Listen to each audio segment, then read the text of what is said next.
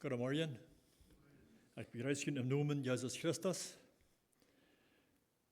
Vandaag morgens, waar we kijken nu wat het braucht gezegend te zijn. Wo we kunnen gezegend zijn. Und ich sollte hoffentlich lieber soll sein, was nicht zu tun, um einen Segen zu kriegen. Ich gleich mal sagen, die Psalms, dass wir sehr viel Rotbahn und viel Motbahn, wo wir den finden können. So, und von daher will ich bara viel von ut die Psalms brücken für diese Andacht. Viele Mal, als ich gepredigt habe, dass ich Psalm 34 durchgehe, von daher will ich den ersten Psalm. Und nicht bloß den ersten Psalm, ich will auch viele andere Schriftstellen zu helfen nehmen, was dort in den Städten tun, von was ich reden war. Und das Psalm, da haben wir 6 Versen, und die reden von 2 verschiedenen Sorten Menschen. Von gottesfürchtigen Menschen und von gottlosen Menschen. Und der erste Vers im Psalm, Vers 1, da sagt, dass was wir nicht sollen tun, um einen Segen zu kriegen. Das sagt, gesegnet ist der gottlose Errot nicht annimmt. Also wir würden vielleicht kann sagen, sondern was nicht nur der gottlose Menschen geht, nur rot. Was er nicht durchhat, geht nur rot, der ist gesegnet. Und nicht mit Sündertaub auf den Weg geht. So, also wir weiten sind die Menschen, die gottlose Menschen sind, die gehen auf den Weg, was Gott nicht gefährlich ist. So, sondern was nicht mit Sündertaub auf den Weg gehen tun. Und auch satt, wo die später satten tun, wo Menschen spotten tun, vielleicht uitholen und plüdern und Allah und so weiter her. So er sagt, der wird das nicht tun. Die sind gesegnet sind die. So, das redet hier von gesegnet zu sein. Wenn wir denken, dann was ist gesegnet zu sein wirklich? Von Segen redet der Psalm hier. Einige, die glauben vielleicht, wenn ein Mensch sehr viel Geld hat, sehr reich ist, das ist ein gesegener Mensch. Oder wird er vielleicht viel eine gute Arbeit haben, vielleicht hat sehr viel Arbeit, das ist eine gesegene Person. Oder was du ganz gemütlich kann leben, was du nicht mal tun, das bist gemütlich in ihr Leben, alles geht bis fein, die leben nur einmal vielleicht sagen, dort ist eine gesegene Person. Wenn dort sich selbst vielleicht auch gute Dinge sind, das sind vielleicht auch gesegene Dinge, und was es ist. Aber ich glaube, das Psalm hier, der redet viel tiefer, viel mehr von was von Segen hat er hier meint zu sein, was Gott meint zu sein zu uns. Ich glaube, was sein Verlangen ist, dass die Menschen eine sinnvollen Leben tun. Mein Verstehen ist, wenn die Gemeinschaft hat mit Gott und von ihm angenommen sind und weiten, dass seine Sünden vergeben sind. Ich glaube, das ist der Segen, wo er wirklich von reden wird. So ein Mensch ist dort. In Psalm 32, Vers 1 lesen, dann sagt er, gesegnet sind die Menschen, die vergungen vergeben ist, also der Vergangenheit, was er im Leben getan hat, vielleicht so ein Mensch ist dort, der ist gesegnet, was seine Sünden vergeben sind worden. In denen ihre Sünden bedeckt sind.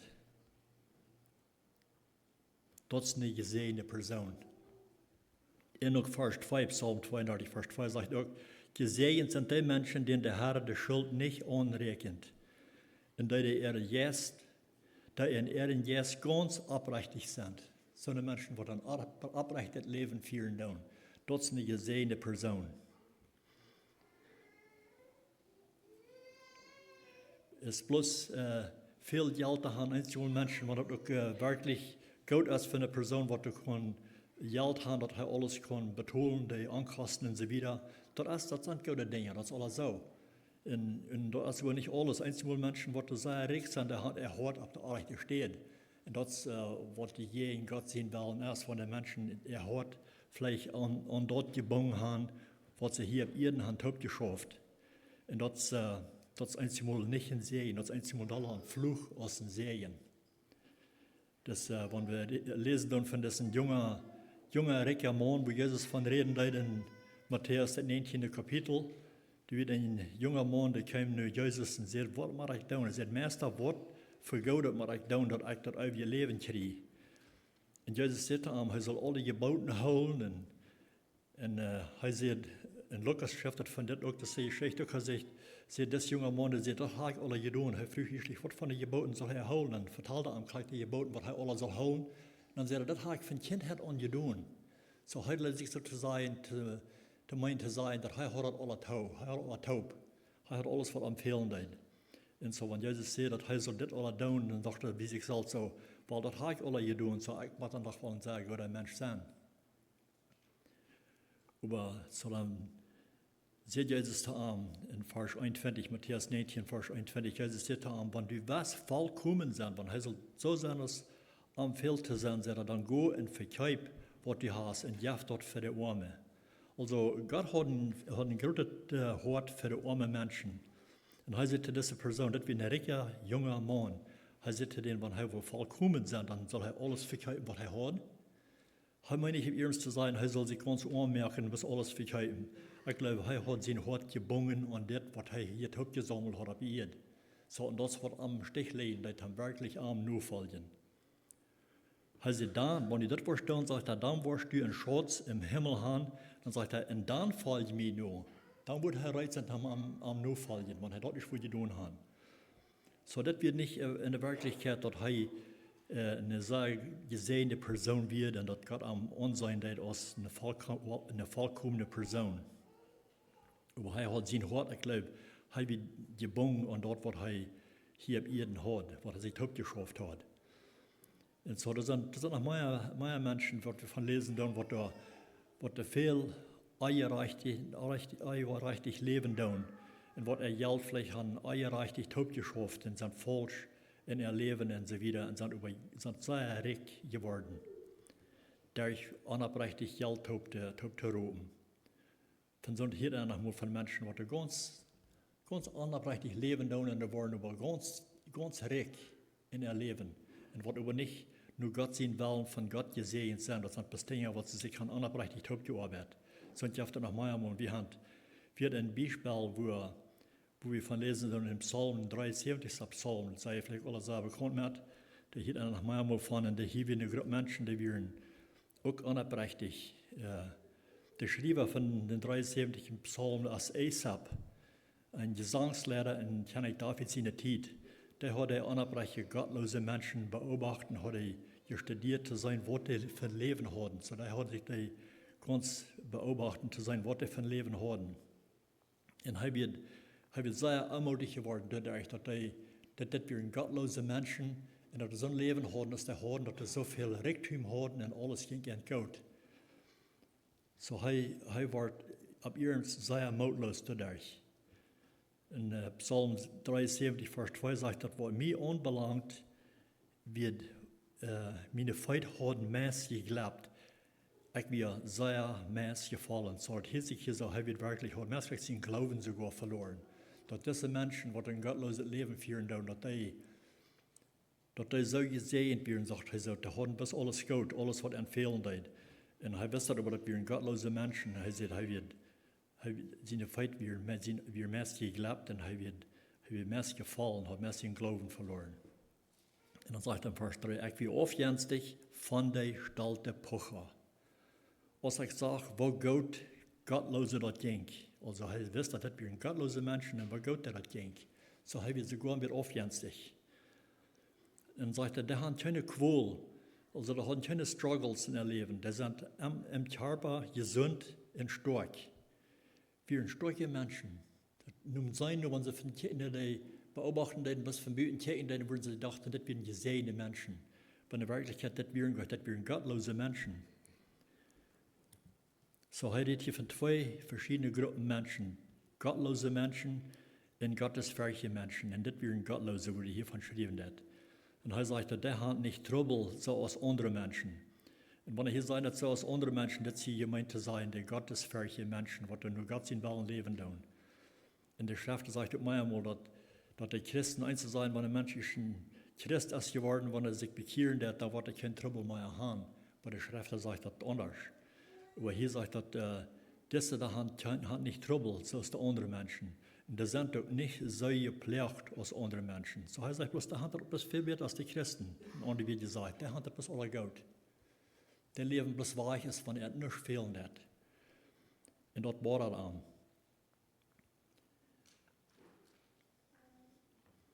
Und er sagt, Stalt hängt am an aus einer Holzkette, aus einem Holzkette.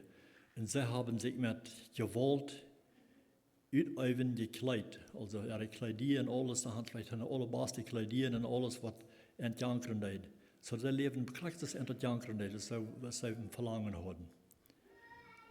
Und dann Vers 8 sagt, reden sind Spatten und verachtend, und Stalt driven zij te onderdrukken. So in Leben Stalt driven zij te onderdrukken. Würden kann sagen, die proben andere Schulden unterdoen. Das sind so Menschen, die das wären. Vers 9 sagt, dass mit Mühl reden sie so aus, wenn sie den Himmel ehnen down. So haben sie eine Anstellung, leben sie ehnen sogar den Himmel, alles was wir. Sehr hoch mit den Menschen, die das wären. In der Tongue so aus, wenn sie die Erde annehmen. Als wenn sie alles haben, was empfehlen deed. In dem hier nu, wenn wir lesen, dann hier nu, hier sich das so, Esau, der hat das Beste geprüft, und doch hat er ein schweres Leben. Und die Gottlosigkeit hat bloß Gott. So hat er sich verglichen mit dir. Er sagt, für sich, er hat geprüft, das Gott zu tun, und doch geht ihm das nicht. Auf der Weise viel Gott, als diese gottlose Menschen. Dann sagt er, das ist so, als die Gottlose sind. Ohne Sorgen, und sie wollen immer reicher. Da hat es bis immer besser, die Kinder besser und besser, wenn er das beobachten wird. Und er für sich, er sagt, das hat nicht geholfen, dass ich nicht in den Sinn lebe. So, und er hat aufrichtig gelebt, und das hat ihm nicht geholfen, sagt er. Das hat mich nicht genutzt, dass ich mein Hort in meine Hände habe reingehauen. So hat er hat bloß Trouble in sein Leben, wenn er auch proft Gott zu tun für Gott. Und er sagt, ich sehe einen Tag immer gepflegt worden, und ich sehe alle Morgen gestruft worden. So hat sich so, dass er ist wirklich sehr mutlos geworden in seinem Leben. Und das kann er nicht verstehen. Er sagt in Vers 16, als ich das alle probt zu verstehen, wird das Tau unterdrücken für mich. Das kann er nicht bei ihm. Er kann das in seine Kraft, in seine eine Kraft nicht verstehen, dass das dort wir. Aber er erst direkt nur Gott jenk und frucht den. Frucht Gott nur wo dann das dort wird. Er sagt, Vers 17, aber erst er kann das nicht verstehen, sagt er, aber ich Gott sein Heiligtum, Gott sein Heiligtum nennen jenk und dort verstehen können, was die Gottlose für ein Eng nehmen. So, da kriege ich das hier, da kriege ich das an, was die wollen von ihnen haben erleben. Dass das nicht, wo sie Gott sein, als das loten dein. Er muss erst nur das Verständnis gehen, von Gott selbst zu sein, was das würden sich nehmen, diese Menschen. Was die von ihnen haben. Und er sagt, Vers 18, du stellst dich bestimmt auf glatten Boden. Und du stellst dich rauf, dass sie ankommen. So, sie wollen ankommen in ihr Leben. Das will nicht so bleiben mit dir. So, das wird nicht gesehene Menschen von Gott. Von so einem Sehen ist das redet nicht von, dass die wollen, dass das gesehen sein und so ein Leben kann haben, ist das. Das werden so eine Menschen, die in ihr Leben für sich selbst gegen Gott lebten. Und dann unaufrichtig sich das Geld tauproten, was sie haben. Und das ist nicht, wo ein Mensch seine Friede soll sein. Unsere Friede soll in Gott sein Wort sein. Dort ist, wo der wirkliche Segen ist, von Gott sein Wort rot kriegen, und arm nur rot Frauen down, nur sein Willen leben down. Das sagt Vers 2 im Psalm 1, wenn wir zurückgehen auf Psalm 1, Vers 2. Der über seine Friede und den Herrn sein Gesetz hat und sich Tag und Nacht damit beschäftigt. Das ist die Antwort. Das ist die Antwort für, wo wir können gesehen werden. Der seine Friede Tag und Nacht und sein Wort hat und sein Gesetz sich holen wird und sich damit beschäftigen wird. Mit Gott sein Wort nur.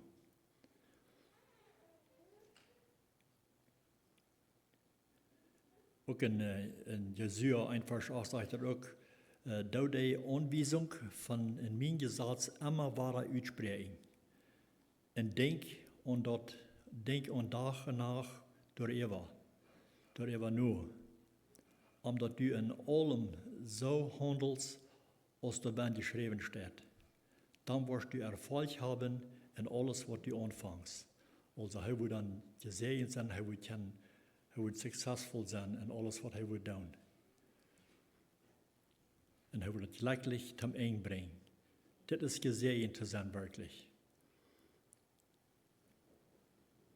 So die op zijn weg wandelen, die zijn willen doen wat de schrift zei dat. Dat is een gezegende persoon.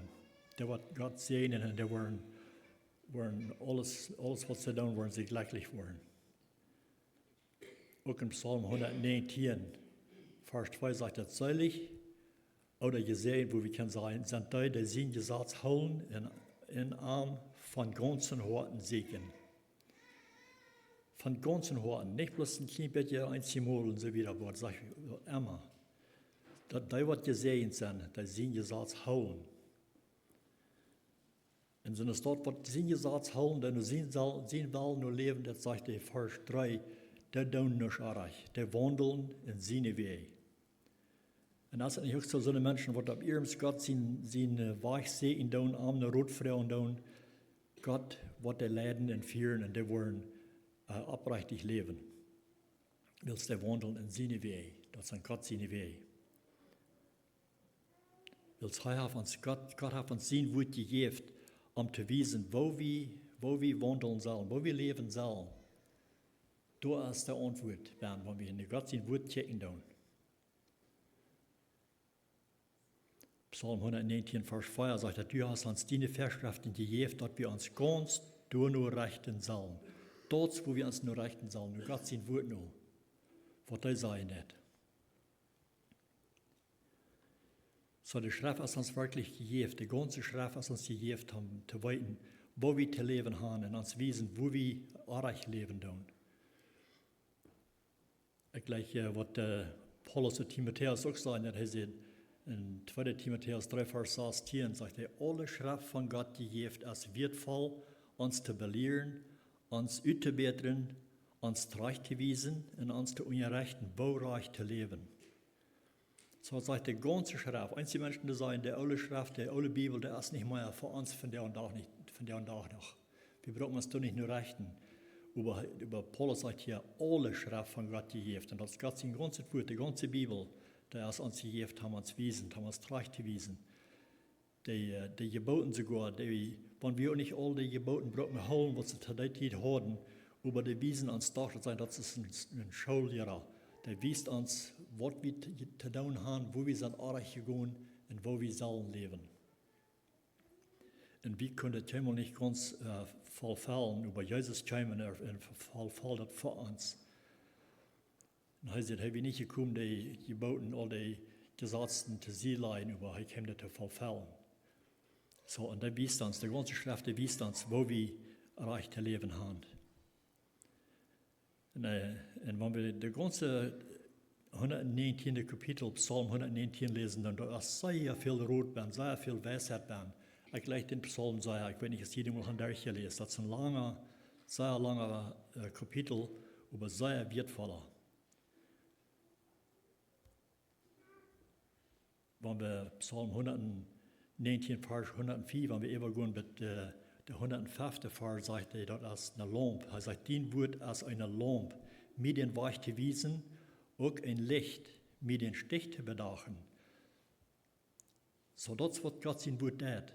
Dort hat uns bedachen, kann wiesen, wo wir gehen sollen, wo wir leben sollen und wo wir leben sollen. Uns fehlt das oftmals, wenn wir in diese Welt gehen, und diese Welt ist viel Dienstnis, und wir wissen nicht näher, was der Reich ist und was der Arach ist.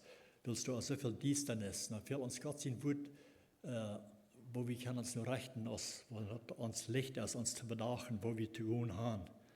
Dort ist, wo wir können weiten, wo zu gehen.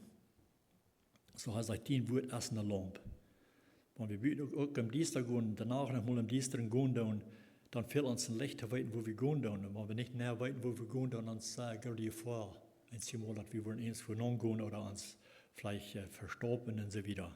Unser Feit verbrechen. So uns fehlt dann auch einmal Licht. Und gleich so, dass es im Leben uns fehlt, zu dachen, um zu weiten, wo wir zu gehen haben und wo wir sollen gehen. So das hilft uns, auf den rechten Weg zu bleiben. Und wir haben Ursache, auf den rechten Weg zu bleiben. Sprecher sagt auch, wir sollen auf den rechten Weg bleiben. In dieser Lohn, Gott sein Wort, die hilft uns, dass wir können auf den rechten Weg bleiben. Sprecher 4, Vers 27 sagt es dort, go nicht rechts, auch nicht links vom rechten Weg rauf. Blieb von allem bösen Weg. Also wenn wir rauf geroden tun von nur der rechten Seite oder nur der linken Seite von den rechten Weg rauf, dann gehen wir in der bösen Weg hinein und da wir mitnehmen, mitteilen, mitmerken, was die bösen Menschen tun. Und er sagt, nicht darauf gehen. Und das für uns Gott sein Wort sehr viel halten, das haben wissen, wo wir zu gehen haben, wo wir gehen sollen. So, und wir lesen auch, dass sein Wort uns bewahren wird von der rechten Weg. Dass wir nicht in der rechten Weg abgehen und abgeroden tun. In Psalm 119, Vers 11 sagt es so, ich hol dein Wort im Hort, dass ich nicht je in die Sünden tue. Ich weiß nicht ganz genau, wer das geschrieben hat, aber einige Bibellehrer, die sagen, das vielleicht, die kenne ich David, was er hat gesagt hat, er hat sein Wort, Gott sein Wort in sein Wort verstärken. Also vielleicht hat er memorize, er verstärken, dass er nicht wird sündigen gegen Gott. Das wird sein Verlangen, wie darauf hat getan, dass er nicht gegen die Sünden war, sagt er. Und ich glaube, das sagt Gott, das Unternehmen für uns auch. Dass wenn wir Gott sein Wort in uns Hort haben und wenn wir alle Dinge haben, wo Menschen uns vielleicht verrot geben und dort nicht recht rot ist, dass wir das nicht sollen annehmen, dann können wir dort, was wir in uns Hort haben, verstärken, zu Halt nehmen, uns wehren gehen, so was der Herr ist dort. Und wir wissen auch von Jesus selbst auch, als Jesus versagt wird in der Wüste von den Feinden, er braucht auch Gott sein Wort, um sich wehren, aus ein Schild. Dass er kann sich wehren gegen den Feind, der sagt immer wahr, das steht geschrieben, dort oder dort. So er braucht Gott sein Wort. Und gleich so soll wir auch Gott sein Wort brauchen, um uns beschützen, wenn wir auf dem rechten Weg, wenn eine Gefahr ist, auf dem rechten Weg abzugehen. So eine Menschen, die wird so aus Vers 2 seine Friede und den Herrn haben, in sein Gesetz haben, in sich damit Tag und Nacht beschäftigt, sagt er in Vers 3, der was ist jetzt an. Wat dat doen, sagt er, da waren das jetzt in Vers 3, Psalm 1, Vers 3. Da ist er aus einem Baum am Wutterstrom geplant, der seine Frucht zu seiner Zeit bringt, indem die Blätter nicht verwalten, in ihm gelingt, was immer er tut. Durch was er wird successful sein in alles, was er tut, was das wird tun. So auch so Gott zu Jesua sieht, wenn er sich Tag und Nacht mit seinem Wort beschäftigen, da wird er Erfolg haben in alles, was er tut, was er anfangen. So das ist, wo uns Rot soll sein, wo wir sollen Rot von hernehmen. So hier in Vers 3 sagt er, wir vergleichen uns mit einem Baum. Und wir lesen manchmal von, wo die Schrift von reden, von Menschen, das ist dort, die sind verglichen mit einem Baum. In Jeremia 17, Vers 7 sagt er, über der Haar wird den Mensch sehen, wer sein Vertrauen ab am saat, der sich ganz auf den Herrn verlässt. Der ist gleich so aus dem Baum, sagt Jeremia 17, Vers 8. Der ist gleich so aus dem Baum, der im Wutter steht, in seine Wurzeln noch mit einem Riefer geschmiert hat. Und dann, wenn das dann auch heute wird, er braucht sich nicht fürchten. Er hielt nicht ab mit Frucht trauen. So das hieß sich gesagt, dann von den Menschen, die schwere Tiden werden gehen, da wird vielleicht ein Season sein, wo das wird heiß sein oder vielleicht dreig sein und so wieder. Aber er wird ein wenig fruchtbar sein, er wird Frucht haben, als er seine Worte und den Wutter gelehrt. Also wir wollen seine Gott sein Wort.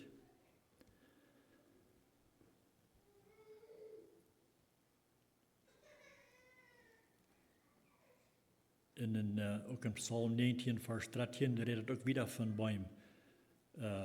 Ich schrieb von Psalm 19 von Vers 13 bis 15, da ist auch sehr viel von der Rotbeeren. Er sagt, die Gerechte wurden grün aus dem Palmbaum. Die wurden so wachsen aus dem Seiderbaum und den Libanon. Die sind im Herrn sein Haus geplant. Also das sagt, die sind in Gott sein Haus geplant. Das sind die gerechten Menschen. Und die wollen in Gott sein Verheb reinen. Und die wollen fruchtbar sein. Die wollen Frucht tragen. En ik hier nog mal ältere Menschen sagen, dat ik zie al oud, ik zie al te oud, ik ben te niks meer te broken, ik kan niks meer doen. Die junge Menschen, die haben übernommen, die kommen dann und einer ist zu alt, und haben noch wirklich eins was tun für den Herrn. So hier dann noch mal Menschen sein. Wir checken mal, was Vers 15 sein, Psalm 92, Vers 15. Er sagt, die wollen noch in ihre alle Jahren Frucht bringen. Die wollen noch in ihre alle Jahren Frucht tragen. Und wollen frisch in en blegen blijven. So, wenn du die Fallen, dass du bist halt alt, und wenn wir in Gott geplant sind, wir wollen unsere Gedanken und Arm holen und Arm segnen, Tag und Nacht, sagt, wir wollen noch in alle Jahren Frucht tragen. Vielleicht noch, wenn wir uns dann vielleicht nicht nur Fallen tun. Einzig, dann fällt er sich ein, als mal so stark ist, er moviert, wo er sagt, die sind Menschen, die wollen noch in alle Jahren Frucht tragen. Und wollen frisch und blegen bleiben. So, da können wir uns mal trösten, Gott ist nicht durch mit uns, wenn wir glauben, wir sind auch mit wir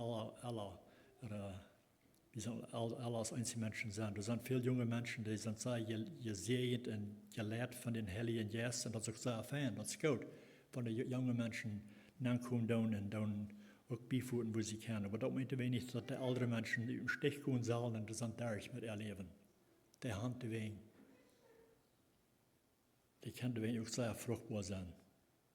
Wir weten von Moses. Moses wird 80 Jahre an seinem Bruder Aaron, wird 83 Jahre, als Gott entropen haben, die Israeliten aus der Sklaverei raushalten, aus Ägypten. So, die werden noch über 80 Jahre, und Gott brauchte die nach einem sehr Märchen war. Und das sind auch mehr Menschen noch in der Bibel, wo wir von lesen können, was alle alt werden, und Gott brauchte die sehr Märchen war. Ältere Menschen, die haben noch viel unterbeiden. Wenn die körperlich vielleicht auch nicht mal so stark sind, aber die haben noch viel unterbeiden. Die haben einmal viel Weisheit, was sie können mitteilen mit den jüngeren Menschen. Haben viel Erfahrung gehabt in ihr Leben, was die jungen Menschen noch nicht gehabt haben, wo sie können Rot geben, was zu tun und was nicht zu tun, wo der rechte Weg ist und wo der rechte Weg ist. Die können aus Erfahrung reden. Und das ist mächtig. So, die kann deswegen sehr fruchtbar sein. In vielmals hier dann von, wo die beten, und da stehen an für Dinge in der Kirche, was da fehlen wird. Die sind sehr mächtig in ihre Gebete, was da vielleicht ganz verschlagsammelt ist. Wenn die in ihre Gebete die Menschen gehalten und angedacht sind, wo das fehlen wird. So, und dann andere Menschen sehr halten mit ihren starken Glauben, was sie haben. Wenn der Körper auch schwach wird, kann wir doch noch ans Trösten mit Paulus involviert, wo er sagt, in 2. Korinther 4, Vers 16 sagt, da wären wir nicht mutlos. So hat es gedacht, weil selbst mit Anteil, heißt vielleicht auch alle, er sagt, da wären wir nicht mutlos, weil uns Körper auch langsam verjährt, innerlichen Mensch, wo wir alle Tag nie. So, und das hat auch für uns so, wenn wir in Gott sind, er wird uns jeden Tag die Kraft geben, uns nie merken. Jedes Morgens. Von uns Körper vielleicht sicherlich haben wir noch Feilen dort. Aber wir können uns immer trösten, wir waren innerlich, wo wir gestärkt. So, das sind dann, dass wir alt oder jung sind, Gott wird uns segnen. Er wird uns dort geben, was uns fehlen wird. In Johannes 7, Vers 38 sagt, dass wer an mich gelebt, wer seinen Glauben an Arm hat, so aus der Schrift sagt, aus den sind Bannerstadt worden, lebende Wasserströme ran. Also so eine Person ist dort, was da an Arm gelebt hat, du nur aus der Schrift sagen, der wird sehr fruchtbar sein, der wird einfach das Strom über Arm ran tun, über Arm ran. Dass der werden wirklich ein Segen sein, til wem immer.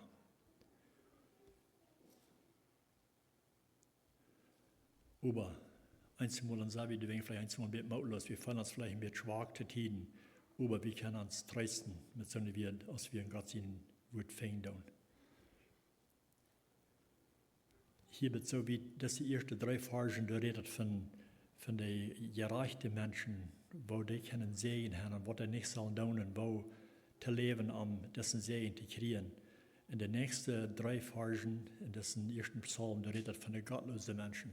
Dort das nicht wollen sie haben aus den gottesfürchtigen Menschen, die für Gott leben tun. Die wollen nicht so, wie es dort gesehen worden, die wollen nicht im Rifa, dich beim Rifa, man Butter geplant, wo sie kann viel Frucht bringen. Vers 4 sagt der Psalm 1, Vers 4, aber so sind die Gottlosen nicht. Die sind so aus Spree, dort der Wind verstift. Also wie weit das Spree, das ist leicht, das Spree, was der best Pulver ist, wenn er mit gewinnig wird, das Püst weich. Das kann es nicht bestehen, das ist nicht angewortelt, dass die Gerechte sind, was da festgewortelt sind und sein Wort. Das sind so Spree, nutzlos. So, das sind nicht so Stortes, sondern was sich Tag und Nacht in Gott sein Wort beschäftigen tun. Die sind nicht im Butter angewortelt mit ihrer Worteln. Die sind ganz los und nutzlos in ihr Leben. So, das sollte wohl nicht bestehen, die sind nicht angewortelt. So, wenn ich weiß nicht, wer sprechen kann, ich weiß schon mal von Mexiko noch mal, wenn wir draschen bei, dann hat wir das Wert oder Korn oder was immer was zu draschen, und das die eine steht haben, aber das immer blieb, so dass wir sprühen, dass wir bis leicht das Pulver, das verpüst gleich.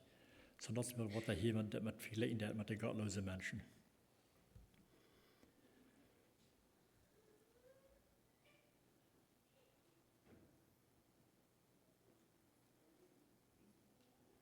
Auch im Psalm 1, Vers 4 sagt er, deswegen wollen die Gottlosen nicht in das Gerecht bestehen, in der Sünder nicht in der gerechten ihrer Gemeinschaft. Vers 6 sagt, weil der Herr wirkt über der Gerechte ihren Weg, über der Gottlose ihr Weg verjährt. Das kriegt jeden, der das von der, was da für Gott leben tun.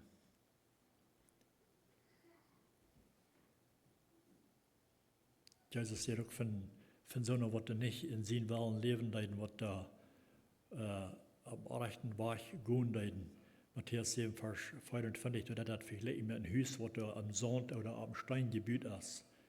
Er sagt, wer meine Rede, Matthäus 7, Vers 25, sagt, wer meine Rede gehört hat, in das, was ich gesagt habe, ist er aus einem verständiger, aus einem kluger Mensch, ein verständiger Mensch, der sein Haus auf den Steingrund baut, in der Regen fall, in das Wetter kommt, in der Wind blust, schlucht je in das Haus, in das Fall doch nicht, der bleibt bestehen, weil es dort auf den Stein gebaut wird. So, das ist der Unterschied, wenn er auf dem Stein baut oder auf dem Sand. Dann sagt er das dort in Vers 26, und wer seine Rede hielt in nicht das, was ich gesagt habe, ist so aus einem unverständiger Mann, der sein Haus auf den Sand baut. Und aus der Regen fall, in das Wetter kam, in der Wind blust, in der je in das Haus schlug, fall dort mit grautet Krachen durch. Das hieß Jesus, der erste Mensch ist dort, der wird sehr ruhig voll. Nicht nur, dass dieser besagt, was fallen, aber er sagt, der wird mit einem Krachen durchfallen. Dort ist einer, was auf Sandgebiet hat, der wird nicht bestehen sein, der wird nicht bestehen bleiben. So, hier ist der Unterschied zwischen gottesfürchtigen Menschen und gottlosen Menschen. So, das ist ein großer Unterschied, sondern was Gott sein Willen tun oder was ihnen Willen tun. Dann dachte ich aber, wo ist er wie?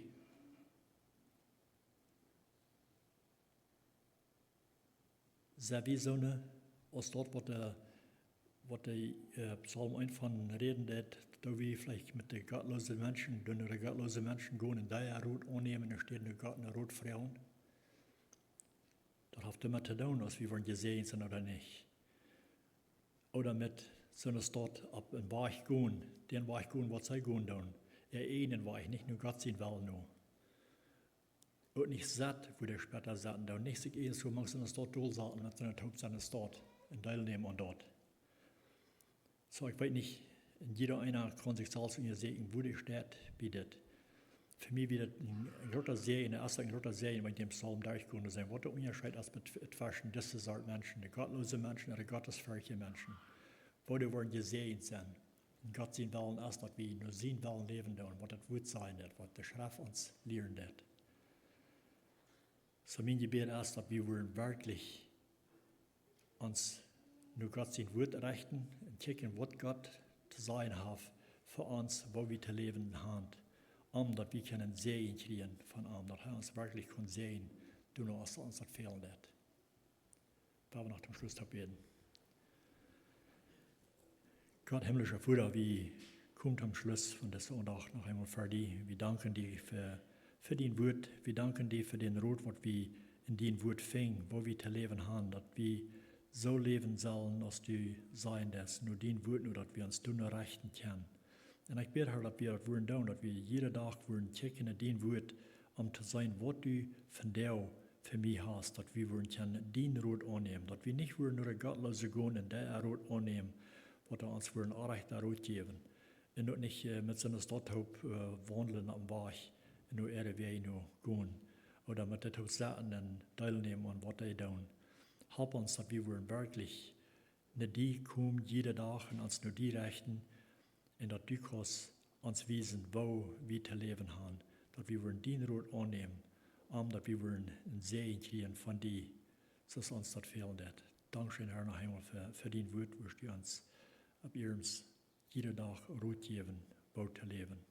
In den Namen beten wir mit Danksagung. Amen.